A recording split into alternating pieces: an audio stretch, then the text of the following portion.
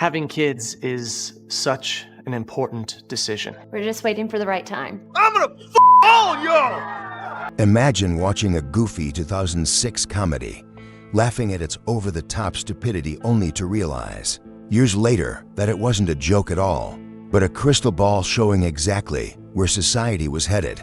Idiocracy isn't just toilet humor and absurd gags, it's a chillingly accurate snapshot of our future. From studio sabotage to hidden Easter eggs, from insane casting battles to real-world predictions that came true, the story behind this cult classic is as outrageous as the movie itself. Stick around, because what you're about to hear will make you laugh, and then make you wonder if we're already living in it. It didn't start in a Hollywood office, it started at Disneyland.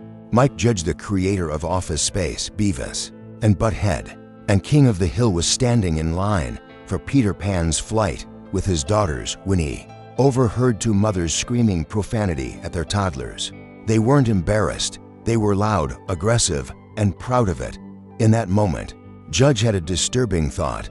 These people are going to outbreed the smart people, and they're raising their kids like this. As the line crept forward, the premise for a dystopian comedy began to take shape in his head. What if intelligence kept disappearing, generation by generation, until stupidity wasn't the exception but the norm? By the time he left the park that day, Judge had unknowingly mapped out the DNA of Idiocracy. Originally, it wasn't even supposed to be called Idiocracy. Judge's first choice for the title was the United States of America, spelled exactly how it would sound if you slurred it slowly and stupidly. It was the perfect insult, a built-in punchline that summed up the movie's entire message. But the executives at 20th Century Fox hated it. Not disliked, hated. They said it was too aggressive, too on the nose, and far too un-American for a studio already nervous about the tone of the film. They feared it would alienate audiences and confuse marketing campaigns. For weeks, Judge pushed back, but the studio's resistance was relentless. Eventually, they compromised on the name Idiocracy. It was still sarcastic, but a little safer. Even then, some executives remained uncomfortable. One insider later admitted they were quietly ashamed of the title, calling it mean and cynical. That tension would shape everything. That came next. When filming wrapped, Fox did something shocking. They buried the movie. No trailers, no posters, no press tour. They gave Idiocracy a one-week release window with no marketing at all. Some theaters weren't even told the movie's title, and instead listed it as Untitled Mike Judge Project. Even some cast members didn't know it had been released until it was already gone. The message from the studio was crystal clear: don't talk about it, don't promote it, and maybe it will disappear. But the movie refused to die. It leaked, it spread. It found its way to viewers who recognized its uncomfortable accuracy, and slowly, it began to grow into a cult phenomenon. Ironically, a movie about a broken, incompetent future almost collapsed under the same kind of chaos behind the scenes. Judge had been promised a modest but steady budget to make his dystopian comedy.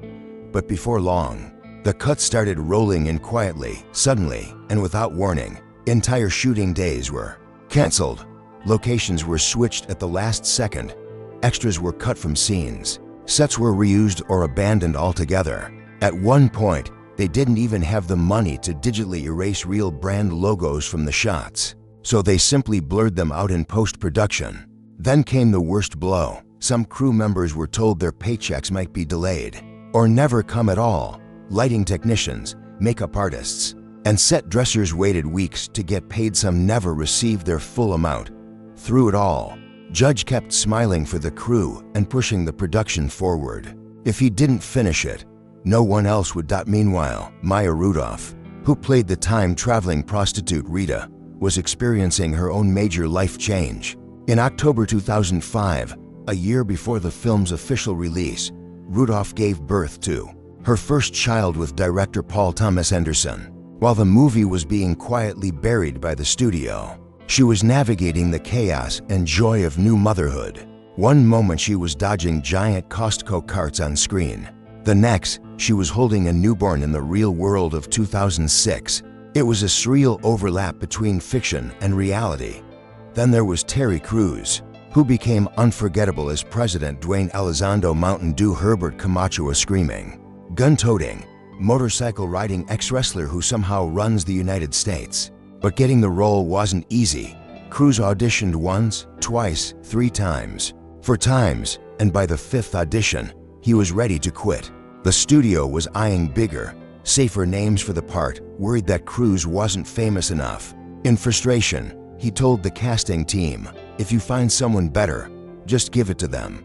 Then, he unleashed every ounce of chaotic energy he had, changing his own lines, improvising scenes, and turning the room into a whirlwind of noise and charisma. That was the day Camacho was born. Not everything on set was smooth. Judge told extras to act cartoon stupid, but some went to far dry humping set pieces or pantomiming racist jokes. Judge cut those moments from the final film, not because they weren't outrageous, but because they crossed the line from absurd to cruel. His goal wasn't to make the future hateful, just hilariously, dangerously dumb. The absurdity of the future extended to its cause. In the movie, civilization collapses not from war, famine, or disease, but from trash, a mountain of garbage so massive that it caves in on itself, creating a kind of landfill apocalypse. It was ridiculous, but Judge took the idea straight from real headlines about America's growing waste crisis. He just exaggerated it into something big enough to bury an entire civilization. Even the wardrobe came with its own prophecy. The costume team wanted ugly, ridiculous shoes for the future, so they found an obscure foam clog called Crocs, then a barely known prototype. Judge thought they were so hideous there was no chance they'd ever catch on in real life. He was wrong. After Idiocracy was released, Crocs exploded into a global trend. In the chaotic future of Idiocracy, most brands had been warped beyond recognition except one. Fox News looked exactly the same. Same colors, same graphics, same overly excited anchors. Judge originally used the logo as a placeholder, but soon realized it didn't need parodying. It already fit perfectly into a world where corporations controlled everything. Then there was Ow! My Balls, the dumbest show imaginable, just a man getting repeatedly hit in the crotch.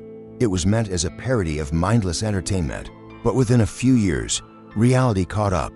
From Jackass to endless YouTube fail compilations, real audiences were laughing at real pain, just as Judge had imagined. Judge expected legal pushback for mocking so many brands: Starbucks, Carl's Jr., Costco, but the studio lawyers found a loophole.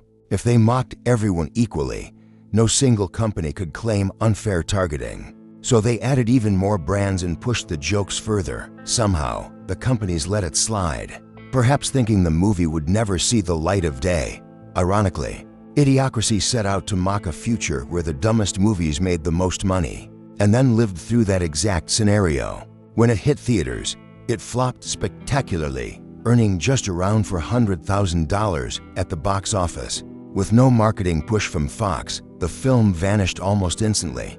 But then came the DVD release, and everything changed. In college dorm rooms, at midnight screenings, and across online forums, Idiocracy found new life. Fans quoted lines like "Welcome to Costco," "I love you," until they became pop culture staples. What was once dismissed as a crude, absurd comedy started to feel strangely prophetic.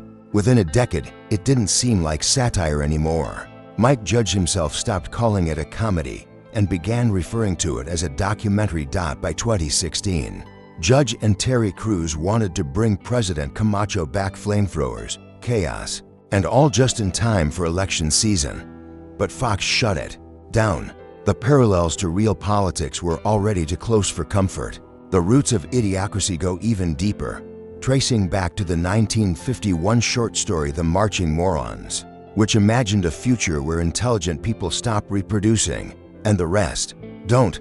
Judge had read it years earlier, and its eerie warning stuck with him. Decades later, he turned that fear into a film that feels less like fiction and more like our reality. Even in the opening family tree montage of Idiocracy, Judge left hidden Easter eggs like Hank Hill from King of the Hill, and even a goat connecting his entire comedic universe into one collapsing society. So, next time you slip on your Crocs or scroll past another viral fail video, remember Idiocracy. tried to warn us, and we didn't listen. If this story made you laugh, think, or cringe just a little, hit that like button, share it with a friend, and subscribe for more wild truths hiding in your favorite films.